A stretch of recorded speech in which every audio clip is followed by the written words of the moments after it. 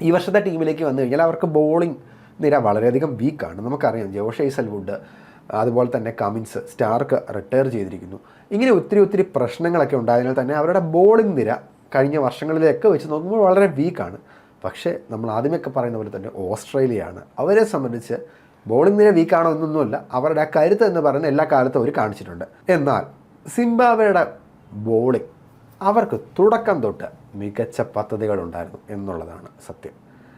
സിക്കന്ദർ റാസയാണ് നമ്മളെപ്പോഴും Zimbabwe team എടുത്തു കഴിഞ്ഞാൽ പണ്ട് ഹീറ്റ് സ്ട്രൈക്കിൻ്റെയും ആൻറ്റി ഫ്ലവറിൻ്റെയൊക്കെ പേര് പറയുമ്പം ഇപ്പോൾ സിംബാബ്വെ ടീമിൻ്റെ പേര് പറയുമ്പോൾ ആളുകളുടെ മനസ്സിൽ കൂടുതൽ പേരിലേക്കും സ്ട്രൈക്ക് ചെയ്യുന്ന പേര് സിക്കന്ദർ റാസയാണ്.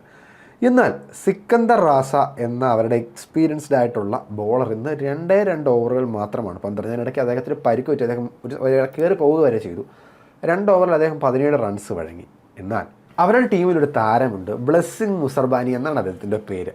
ഒരുപക്ഷെ നമ്മളിൽ പലരും അദ്ദേഹത്തിൻ്റെ മുൻ നാളുകളിലെ ബോളിംഗ് ഒക്കെ ശ്രദ്ധിച്ചിട്ടുണ്ടാകും. പക്ഷേ അദ്ദേഹത്തിൻ്റെ ഒരു കേപ്പബിലിറ്റി കൂടുതൽ തിരിച്ചറിഞ്ഞ് ഈ മാച്ചിലൂടെ ആയിരിക്കും.